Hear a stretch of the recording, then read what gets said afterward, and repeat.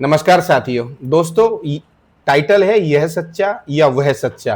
राजा जनक का वह रहस्यमयी स्वप्न जिसने खोल दिया संसार की माया का सबसे बड़ा राज।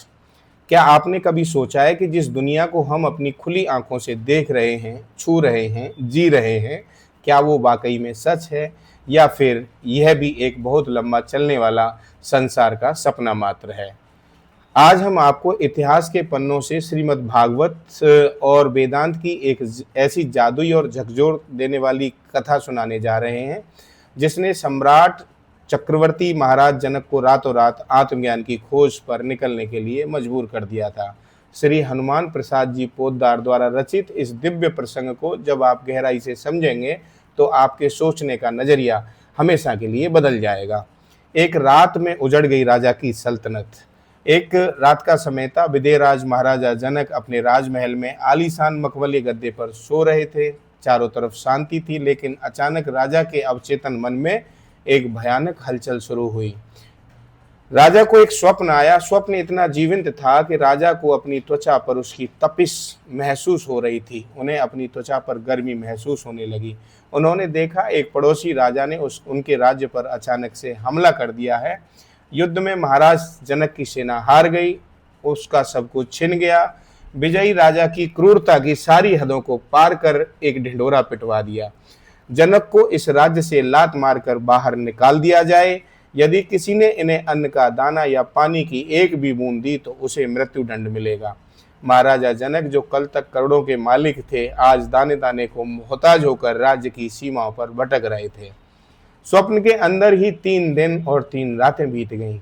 3 दिन और 3 रातें बीत गईं। न पानी की एक बूंद मिली, न रोटी का टुकड़ा। भूख और प्यास से राजा का कंठ सूख चुका था, शरीर कांप रहा था।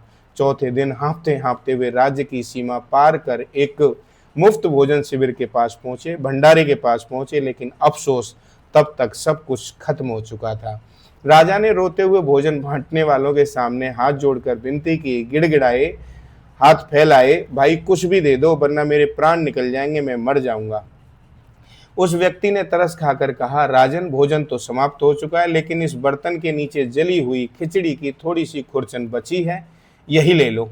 भूख से तड़पते हुए जनक ने जैसे ही उस जली हुई खिचड़ी की खुरचन को हाथ में लिया और मुंह के पास ले जाने लगे, तभी सूं करती हुई एक चील ऊपर से आई, झपट्टा मारा और खिचड़ी जमीन पर गिरकर मिट्टी में मिल गई।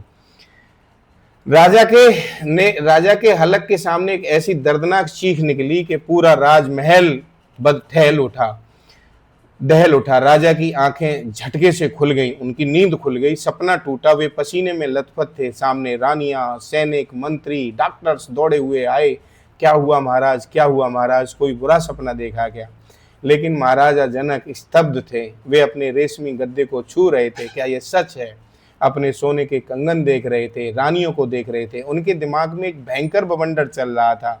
उन्होंने खुद से पूछा, अभी 1 सेकंड पहले मैं भूख से व्याकुल हो रहा था, भूख से तड़प रहा था, वो अनुभव भी 100% सच था, और अभी मैं राजा हूं, ये भी सच दिख रहा है। आखिर यह सच्चा है या वह सच्चा है? राजा के इस प्रश्न में ऐसे उलझे कि उनके सामने जो भी कोई आता, चाहे दीवान हो, डॉक्टर हो, वे उसकी आंखों में आंखें डालकर बस यही पूछते, क्या यह सच्चा है या वह सच्चा है? लोगों ने मान लिया कि महाराजा का मानसिक संतुलन बिगड़ गया है, वे पागल हो चुके हैं। एक दिन तभी महल के पास एक परम प्रतापी त्रिकालदर्शी महाज्ञानी अष्टावक्र मुनि का आगमन हुआ। तभी जब राजा को इस मानसिक स्थिति का कारण जाना तो वे मुस्कुराए। वे समझ गए कि राजा पागल नहीं हुए हैं, बल्कि वे सत्य के द्वार पर खड़े हैं। अष्टावक्र जी ने राजा जनक के पास बैठकर एक मनोवैज्ञानिक और आध्यात्मिक संवाद शुरू किया। अष्टावक्र कहने लगे, राजन, जब तुम भूख प्यास से जंगलों में भटक रहे थे, तब क्या यह महल, ये रानियां, ये सिपाही वहां थे?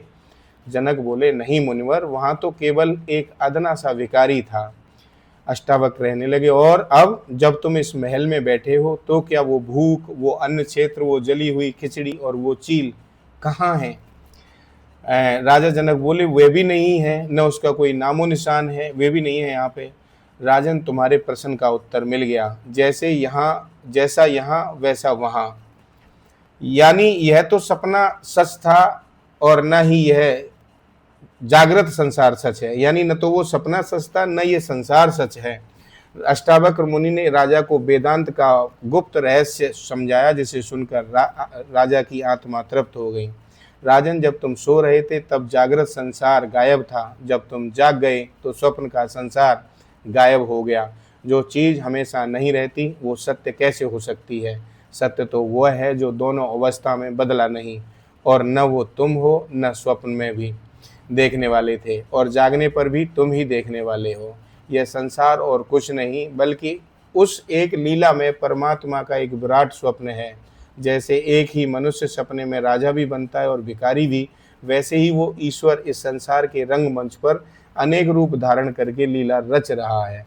यहाँ की सत्ता प्रतिक्षण मिट रही है, इसलिए न तो सुख के अहंकार में रहो न दुख के विलाप में रहो, क्योंकि सब कुछ बदले जाने वाला है।